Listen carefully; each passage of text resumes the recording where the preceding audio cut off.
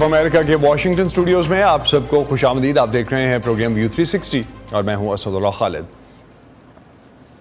पाकिस्तान ने ईद उल फित्र इस बार कुछ ऐसे हालात में मनाई कि जब मुल्क में साल भर से ज़्यादा अरसे तक सियासी अदम इस्तेहकाम के बाद चंद हफ्ते पहले ही एक हुकूमत बनी है। सियासी महाज पर इस गर्मा गर्मी की वजह से मुल्की मईशत सुस्तरवी का शिकार रही और महंगाई उरूज पर। इस ईद पर अवाम से यही सुनने को मिला कि गैर मामूली महंगाई की वजह से उनकी ईद की खरीदारी कदरे मान पड़ी और उनके लिए ये फैसला करना मुश्किल था कि वो अशियाए खुर्दोनोश और रोज़मर्रा की अशिया की खरीदारी करें या ईद के कपड़े और जूते बनाएं। आमतौर पर पाकिस्तान में रमज़ान का आखिरी हफ्ता दुकानदारों के लिए बहुत मुनाफा बख्श होता है, लेकिन इस बार उनका कहना था कि पहले लोग ईद पर 3-3 जोड़े खरीदते थे, लेकिन अब की बार सिर्फ एक पर ही इक्तफा कर रहे हैं। बाज़ अशिया की कीमतें 3 से 4 गुना हो चुकी। तो ऐसे में पाकिस्तान की आवाम ने ईद कैसे मनाई, आज इस बारे में बात करेंगे और ये भी जानेंगे कि आज के नौजवानों के लिए ईद का त्यौहार चंद दहाइयाँ पहले की ईदों से कैसे मुख्तलिफ रहा।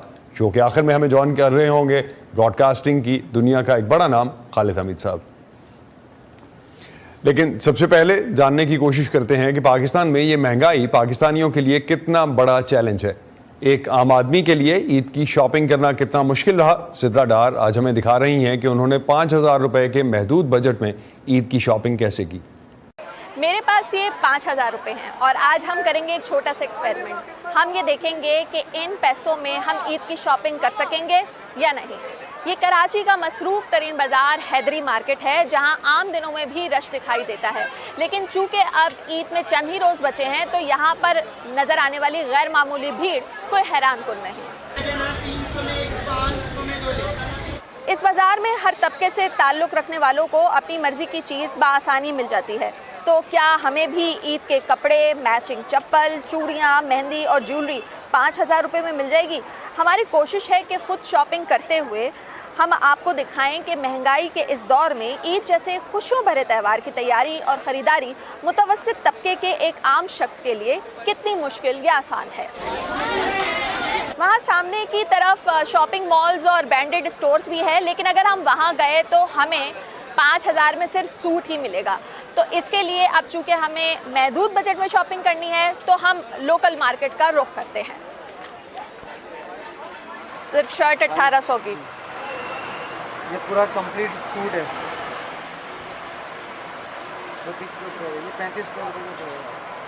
3500 का। इसकी क्या प्राइस है? या वो पड़ेगा 2,650 रुपये का। भाई कुछ कम कर लो। आप मेरे को 2,400 रुपये दीजिए। 2,000 कर लो। 2,000 बहुत कम हो गया। ये कुर्ता हमें 2,400 का मिल रहा है फाइनल। तो जो हमारी 5,000 का बजट है उसमें जो पहली चीज़ आएगी वो ये कुर्ता आएगा। अभी इसके साथ हमें और चीज़ें भी लेनी होंगी, फिर देखते हैं हम कि वो सब चीज़ें पूरी होती हैं या नहीं होती हैं। तो ये हमने पसंद कर लिया, ये हम ले रहे हैं। हमारी शॉपिंग तो चल रही है, लेकिन हम साथ साथ लोगों से भी बात करते हैं जो यहाँ खरीदारी के लिए आए हुए हैं। आपने अपना क्या बजट बनाया और वो बजट पूरा हो गया या उससे इजाफे पैसे लग रहे हैं? 3 बच्चे हैं माशाल्लाह, एक वाइफ है, एक मैं हूँ, हम लोग 5 हैं। हमने बजट बनाया 20,000 तक हमारी शॉपिंग हुआ है, लेकिन ये बच्चों की भी नहीं हो पाई इसमें 20,000 में ना। ये बहुत सूट महंगे हैं, कम से कम 3-4 सूट तो चाहिए बच्चों के, मेले करते हैं ईद में ख़राब करते हैं, तो ये बहुत मुश्किल है। एक सूट लिया है हमने अभी, सही है, वो महंगाई बजट हमारा बहुत आउट है। अभी तक है कि ना, इन्होंने अभी तक अपने सूट वगैरह नहीं बनवाए, हमारा बच्चों को कर रहे हैं पहले, कि पहले हमारा हो जाए फिर बच्चों का हो जाए, उसके बाद फिर। सबसे बड़ा जो मसला हो जाता है वो रमज़ान के आखिरी अशरे का भी आता है, जिसमें प्राइस एकदम बूस्ट कर जाती है और कोई भी एक जो मुतवस्सित तबके का बंदा है वो उसको मीट करना उसको बहुत मुश्किल हो जाता है। कितने का है ये? 1,000 रुपये का मिल गया। 12 बजे इसकी प्राइस 1,000 की सेल है। जो कुर्ता लिया है उसकी मैचिंग का ये खुस्सा मिला है और ये अब बता रहे हैं कि 1,000 रुपये का खुस्सा है और बाज़ार में ये मेरे ख्याल से सबसे मुनासिब पैसों में ही मिल सकता है। और मैं इसके अलावा बस इतना ही बजट है हमारा। हम लोगों ने अपना बजट यही 5,000 समथिंग का कुछ बनाया था और इतने में तो हमारा सूट ही आई है और बाकी ज्वेलरी और जो है चप्पल वगैरह हमारी अभी भी रह गई है। क्लिप्स लिए, पोनिया लिए और कैचा लिए और बुंदे लिए और सैंडल्स लिए बस। हमारे पास पैसे रहते हैं वो तकरीबन 1600 रुपये बचे हैं और अब हमें उसमें से चूड़ियाँ लेनी हैं और मैचिंग की ज्वेलरी लेनी है। तो अभी हम चूड़ी वाले के पास आए हैं और हम देखेंगे कि हमें मैचिंग की क्या मिलेगी। 500 की खाली 4 पीस चूड़ियाँ। ये मेटल है? मेटल है, ऑलरेडी मेटल, टोटल मेटल। ये चूड़ियाँ जो हैं वो हमें मिली हैं 650 रुपये की और अब हमारे पास पैसे पीछे और कम रह गए हैं। इस बार ईद की शॉपिंग करना कितना महंगा है? बहुत मुश्किल हो रहा है, बल्कि बीपी हाई हो रहा है बार बार। हर शॉप पे जो है बस लग रहा है कि बस बेचारे उन दुकानदारों से भी यही कह रहे हैं कम करें और ये कि बड़ा मुश्किल है। बस आउट हो गया है, अभी घर जाके डर लग रहा है कि हस्बैंड से डांट पड़नी है। तो आज की शॉपिंग से हमने ये अंदाज़ा लगाया कि अगर एक फैमिली जिसमें मियाँ बीवी और 2-3 बच्चे शामिल हैं तो उन्हें ईद की शॉपिंग के लिए कम से कम 20 से 25 हज़ार रुपये तो लाजमी चाहिए होंगे, वो भी उस सूरत में जब वो हमारी तरह आम बाज़ार से शॉपिंग करें। अगर मॉल्स या ब्रांडेड स्टोर्स पर जाएंगे तो फिर तो शायद 10 से 15 हज़ार का बजट भी एक शख्स के लिए कम ही पड़ेगा। मैंने अपने बजट से ईद का कुर्ता, मैचिंग खुद से और चूड़ियाँ ले ली हैं। अब उसके बाद मेरे पास सिर्फ 900 रुपये बचे हैं और अभी मुझे मैचिंग का दुपट्टा, ज्वेलरी और मेहंदी लेनी है, यानी कि जो बजट मेरे पास था वो कम पड़ गया है। बाज़ार में वैसे तो मुतवस्सित तबके के लिए यहाँ हर सामान मुयस्सर है, लेकिन अच्छी क्वालिटी की अपनी मर्ज़ी की और पसंद की चीज़ को ढूंढना एक चैलेंजिंग काम हो सकता है। अब आप हमें कमेंट्स में बताइए कि आपने इस ईद के लिए कितना बजट रखा था और इस बजट में आप अपनी शॉपिंग मुकम्मल कर चुके हैं। वॉइस ऑफ अमेरिका के लिए मैं हूँ कराची से सिद्रा डार। वक्त के साथ साथ जैसे जैसे माशरों में तब्दीलियाँ आ रही हैं, त्यौहार मनाने के तरीके भी बदलना शुरू हो गए हैं। छोटी ईद से जुड़ी कुछ खुशियाँ और रिवायात थीं जो गुज़िश्ता 2 दहाइयाँ पहले तक तो त्यौहारों की जान समझी जाती थीं, लेकिन अब ख़त्म होती जा रही हैं। इसकी एक वजह तो टेक्नोलॉजी भी है। वॉइस ऑफ अमेरिका की अरहम खान ने चंद नौजवानों से बात की और जानने की कोशिश की कि उनके लिए ईद के त्यौहार में क्या तब्दीली आई है। मीठी ईद को हमारी जनरेशन तो भरपूर तरीके से सेलिब्रेट करती थी। हम एक दूसरे को ईद कार्ड्स भी देते थे और उस पर अशार भी लिखते थे। इसके अलावा हमारे घर जो भी मेहमान आता था उससे ईदी की ज़िद भी ज़रूर की जाती थी। इस वक्त मैं एक यूनिवर्सिटी में मौजूद हूँ और यहाँ पर जो स्टूडेंट्स हैं उनसे हम पूछेंगे कि क्या वजूहात हैं जिनकी वजह से जो अब ईद है वो थोड़ी सी मुख्तलिफ हो गई है, टेक्नोलॉजी है या कोई और रीज़न्स हैं। इन स्टूडेंट्स से जानते हैं। ईदी वगैरह का कॉन्सेप्ट भी थोड़ा बहुत ख़त्म हो रहा है, गिफ्ट्स का रिवाज भी ख़त्म हो रहा है, फैमिली गैदरिंग्स बहुत कम हो रही हैं। आई थिंक हमारे बीच में एक डिस्टेंस आ गया अनफॉर्चुनेटली। बस एक सिंपल सा मैसेज हम लिख देते हैं आजकल हैप्पी ईद और ईद मुबारक और हमारा फिर काम ख़त्म हो जाता है। काफ़ी चीज़ें चेंज हो गई हैं। बचपन में ईदी मिलती थी, अब ईदी नहीं मिलती। बचपन में ईद कार्ड्स हम लोग दे रहे होते थे, ईद कार्ड्स आ रहे होते थे, मैसेजेस पे इतना नहीं होता था। टेक्नोलॉजी ने ईजी कर दिया है, लेकिन अब उस तरह मिलना मिलाना वो सीन मुश्किल हो गया। पहले जो होता था कि ईदी लेने जाते थे, मिलते थे, बात करते थे, अब वो कम हो गया है और काफ़ी रिलेटिव जो दूर होते हैं वो मिलने जो नहीं जाते वो ईदी भेज देते हैं। तो इस तरह टेक्नोलॉजी ने ये चेंज भी लाया है। अच्छा, ईदी के आप ट्रेंड्स क्या चल रहे हैं? बच्चे या आप लोग ईदी मांगते हो या लगता है कि यार रहने दो? नहीं, आज भी वैसी जिद होती है बाबा से मम्मा से कि वी नीड ईदी, छोटे अभी हम। आई फील लाइक आजकल तो जो हम करते हैं कि हम उठ के मतलब तैयार हो जाते हैं, ईद की पिक्चर्स इंस्टाग्राम के लिए ले लेते हैं तो फिर सो जाते हैं। ईदी मांगना नहीं होता। ईदी इज़ लाइक आप खुशी से जब ले लो किसी से, आपको कोई खुशी से दे तो वो ईदी होती है। मामा से सुनते आते हैं कि हाँ बचपन में बहुत होता था उनके टाइम पे कि वो बहुत भेजा करते थे ईद कार्ड्स, ईद लेटर्स लिख के, जो दूर हैं उनको भेजते थे, जो जिसके घर जा रहे हैं उनको दे रहे हैं।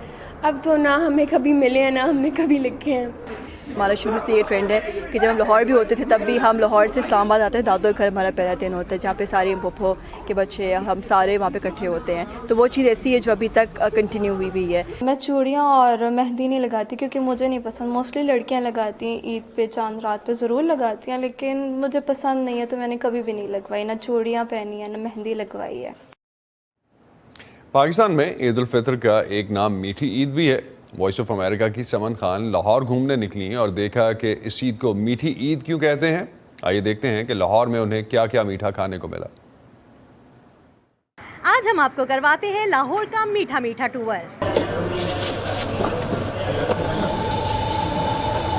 ईद उल फितर को चूंकि मीठी ईद भी कहा जाता है तो देखना ये है कि इसमें मीठा क्या है।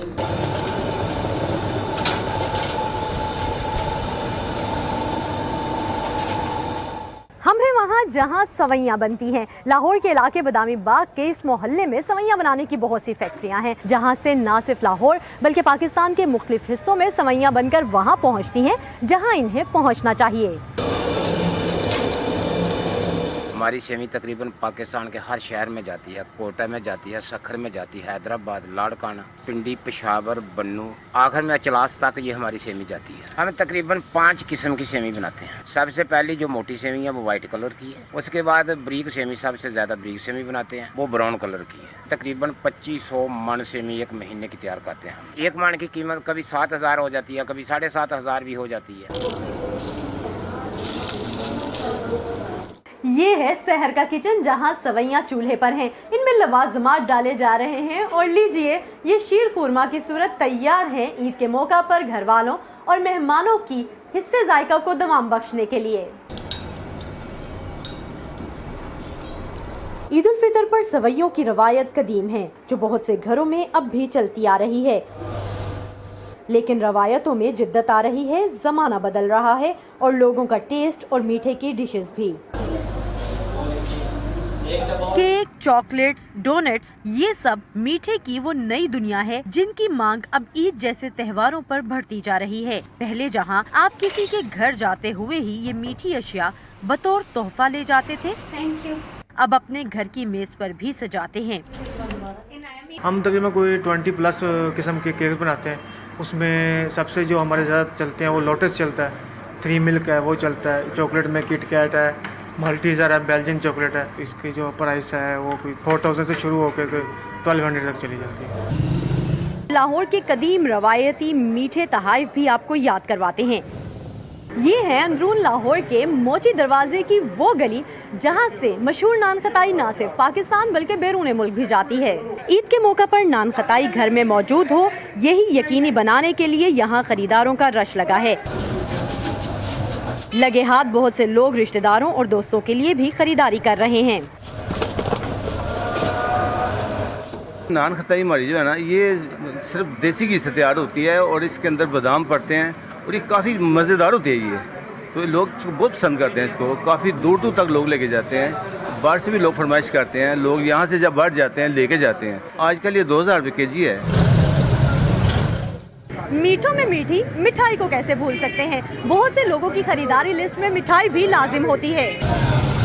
रंग बिरंगी मीठी मीठी मिठाइयाँ भी नए नए नामों और जायकों के साथ मार्केट में दस्तयाब हैं। बर्फी है, पतीसा है, मेसू है, पिनी है, चमचम, गुलाब जामुन, हर चीज़ आ जाती है इसमें। और बाकी जो जब ईद का दिन आता है फिर बाकी मिक्स मिठाई का, बर्फी का, फिर हमें दूर दूर से आर्डर आते रहते हैं, चलता रहता है निज़ाम। बर्फी निज़ाम जो हमारी 900 रुपये केजी है और मिक्स मिठाई 800 रुपये केजी है। बाकी मटीरियल मुख्तलिफ रेट है, कोई 1000 रुपये किलो भी है, कोई 1200 किलो भी है, कोई 1100 रुपये किलो भी है।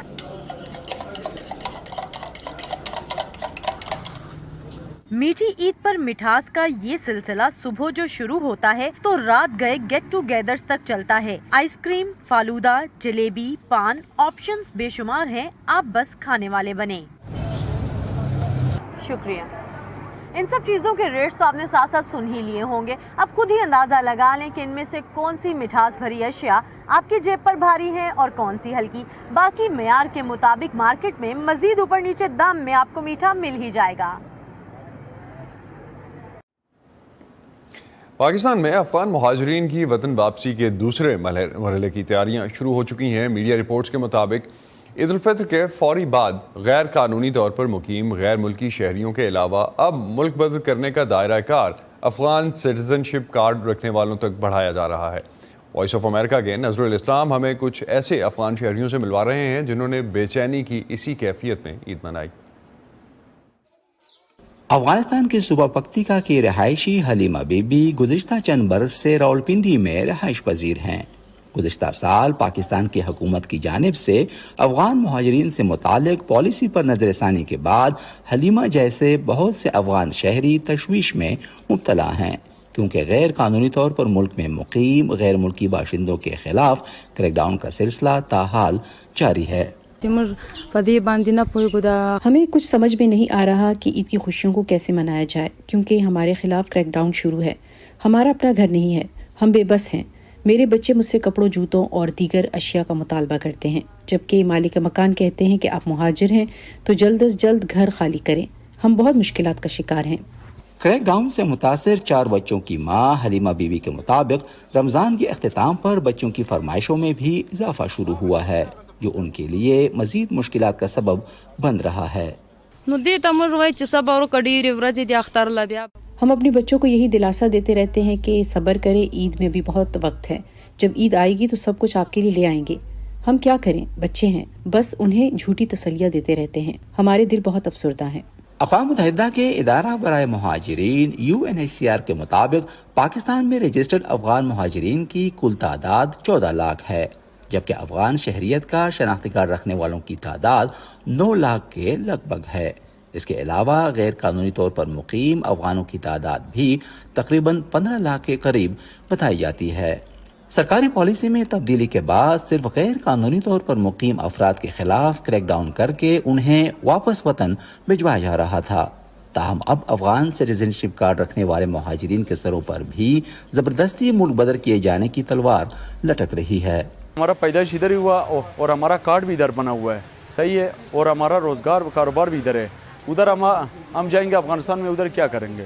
इधर हमारा शुक्र अल्लाह का कारोबार भी है, रोजगार भी है, उधर रही हो रहा है तालिबान का, ठीक है, हम उधर जा क्या करेंगे? हमारे पास कार्ड है तो हम ये ज्यादती होगा निकालने का बाद। सरकारी ज़राए के मुताबिक अफगान शहरियत का कार्ड रखने वालों की फहरिस्तों की तैयारी का अमल शुरू हो चुका है और वफाकी काबीना की मंजूरी के बाद मौसम गर्मा से कबल उनकी वतन वापसी शुरू हो सकती है। लेकिन इन अफगान शहरियों के लिए पाकिस्तान छोड़ना आसान नहीं। पाकिस्तान बिल्कुल जमंगा द्वेमानिया कोर दे। पाकिस्तान हमारे लिए दूसरे घर की मानंद है। पहले हम कच्ची आबादी में रिहाइश पजीर थे, इसको मस्मार किए जाने के बाद अब मैं किराए के मकान में रिहाइश पजीर हूँ। अब दूसरे मरहले में अफगानों को ज़बरदस्ती और बेइज्जती के साथ बेदखली के हवाले से जो खबरें सामने आ रही हैं, ये दोनों ममालिक के ताल्लुकात के लिए भी अच्छा नहीं होगा। इधर बीबी हलीमा का कहना है कि इंतजामिया की जानिब से कच्ची आबादी में उनका मकान मुस्मार किए जाने के बाद उन्हें सर ढांपने के लिए भी कोई जगह नहीं मिल रही, लेकिन इसके बावजूद उनके लिए हर वो रोज़ ईद की मानंद होता है जब उन्हें पाकिस्तान से मुल्क बदर करने की खबर सुनने को नहीं मिलती। Nazrul Islam, voice of America, Islamabad. Voice of America के साथ मुंसलिक और ब्रॉडकास्टिंग की दुनिया का बड़ा नाम। चंद अशरे पहले तक PTV के खबरनामे की बात की जाती थी तो ये नाम सबसे पहले याद आता था। खालिद हमीद साहब इस वक्त हमारे साथ स्टूडियोज में मौजूद हैं, उनसे उनकी ईद की यादों के बारे में जानते हैं। बहुत शुक्रिया खालिद साहब हमें ज्वाइन करने का। ईद का मौका है तो कितनी मुख्तलिफ है ईद, जब आपके अगर हम कोई 10-20 साल पहले 30 साल पहले देखें और अब देखें, और आपकी और आपके बच्चों की ईद में क्या डिफरेंस देखते हैं? बहुत फ़र्क है। एक तो ये कि दौर का फ़र्क है और दूसरी ये कि वो हमारा दौर जो था वो बहुत खुशहाली का दौर नहीं था और खुशियाँ जो थीं बड़ी महदूद सी थीं और ख्वाहिशें बड़ी महदूद थीं। यानी हम पूरे महीने जब रोज़े रखने के बाद जब चांद रात आती थी तो वो हमारे लिए खुशियों का एक पैगाम लेकर आती थी, इसलिए कि हमें उस ईद पर एक जोड़ा मिलता था कपड़ों का और एक जूतों का। हमारे जो चचा थे वो हमें उस रात को लेके बाज़ार जाते थे, मतलब उस पूरे महीने नहीं जाते थे, सिर्फ चांद रात को जाया जाता था। तो बड़ी रौनक और बड़ा कहना कि चाहिए मेला होता था। वो हमें एक जोड़ा कपड़ों का दिलाते थे और एक जूतों का जोड़ा होता था। वो हम ला के कपड़े तो लटका देते थे, रात भर उसको देखते थे, और जूते जो थे वो सिरहाने रख के हम सोते थे। यानी वो सुबह बस किस वक्त सुबह होगी, नमाज के लिए जाएंगे, नहा धो के कपड़े पहनेंगे वो जूते। और फिर ये होता था कि हम हमारे चचा, मेरे वालिद, नाना, मेरे मामू, ये सब लोग इकट्ठे पैदल जाते थे ईदगाह की तरफ जो नमाज़ पढ़ने के लिए। तो उंगली पकड़ के हमारी ले जाया जाता था। वापसी में फिर वालदा जो थी, ये जैसे अभी आप दिखा रहे थे शीरीनी और लाहौर से, तो वो सब बनती थी, वो हम खाते थे। और उसके बाद ईदी तो 4 आने और 8 आने और कोई अगर ज़रा मुतमव्वल लोग होते थे तो 1 रुपया देते थे। तो ये तालिब इल्मी के ज़माने का जी, तालिब इल्मी में हम जब थोड़ा थोड़ा वो बढ़ता रहा, फिर 5 रुपये हो गए, फिर 10 रुपये, तो वो हमें उसकी जितनी खुशी होती थी, आज माशाल्लाह बहुत कुछ होता है, लेकिन बच्चों को आप जितना मर्ज़ी दे दें उनके लिए तो कोई मानी नहीं रखता, क्योंकि हमारे लिए वो मानी रखता था, क्योंकि उस वक्त होता इतना कम था कि छोटी सी चीज़ भी मिलती थी और थोड़ी सी भी मिलती थी तो हम उस पर बहुत खुश निहाल हो जाते थे। तो आपने पाकिस्तान से बाहर काम किया इससे पहले, आप जब PIA के साथ थे तो जर्मनी में थे, उसके बाद अब अमेरिका में भी आपको काफ़ी अच्छा हो गया। सो पाकिस्तान और पाकिस्तान से बाहर जब ईद मनाने का, दोनों को अगर कंपैरिजन कर सकें, उसको डिफ्रेंशिएट कर सकें। मुझे बहुत अच्छा लगा पाकिस्तान से बाहर आके, जर्मनी में भी और यहाँ भी, क्योंकि पाकिस्तान में तो ज़ाहिर है वो तो माहौल ही सारा एक जैसा है और सब लोग अपने आप के अज़ीज़, रिश्तेदार, दोस्त, अहबाब होते हैं। लेकिन जर्मनी में या यहाँ आके ये महसूस होता है कि आप दूसरे मुल्कों के लोगों से भी मिलते हैं, दूसरी कम्युनिटीज़ से मिलते हैं। जर्मनी में ये था कि बॉन में हमारा सिफारतखाना था उस ज़माने में, तो उस वक्त कैपिटल वही था। तो वहाँ पर हमारे जो एम्बेसडर थे मुजाहिद साहब, उन्होंने वो ईद पे बुला लिया करते थे कि आप यहाँ ईद मनाएं। तो उसमें फ़ायदा ये होता था कि जितने सिफारतखाने मुसलमान थे वो सब उनके लोग वहाँ नमाज़ पढ़ते थे। फिर बहुत सी कम्युनिटी के लोगों से मुलाकात होती थी, बड़ी कम्युनिटी थी जर्मनी। तो उसके बाद फिर एम्बेसडर साहब अपने घर पे ले जाते थे, वहाँ खाना और वो बड़ा मज़ा आता था।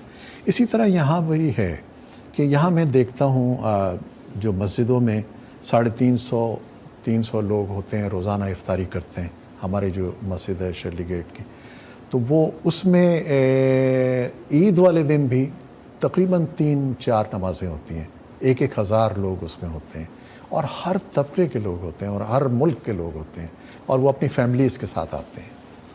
तो लास्ट पे मुझे अगर आप क्विकली ये बता सकें, आप समझते हैं खालिद हमीद होने की वजह से कोई बेनिफिट मिला आपको आज तक, या कोई ऐसा वाक़या जो आपके साथ सिर्फ इसलिए पेश आया कि आप अपने आप को? हाँ, बहुत वाक़यात बड़े हैं, लेकिन एक मुझे याद आता है, सऊदी अरब में थे हम, उम्रे के बाद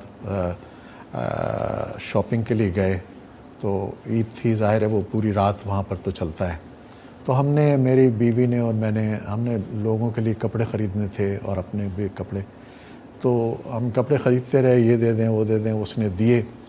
और उसके बाद जब पैसे देने के लिए वक्त आया तो उसने कहा नहीं पैसे आपसे। मैंने कहा क्यों पैसे? कहने लगा जी मैं पहचान गया हूँ आपको, आप हमारे स्टार हैं, मैं आपसे पैसे मेरे ऊपर हराम है। वो इतना मुझे तो कहीं आपको जो है वो उसका बेनिफिट किसी ना किसी फॉर्म में मिला, लिया या नहीं लिया, दैट्स अ डिफरेंट थिंग। बहुत शुक्रिया खालिद साहब आपका हमें ज्वाइन करने का। आप सबको भी ईद मुबारक। इसी पे आज का शो ख़त्म करते हैं। असदुल्लाह खालिद को इजाज़त दीजिए। खुदा हाफिज़।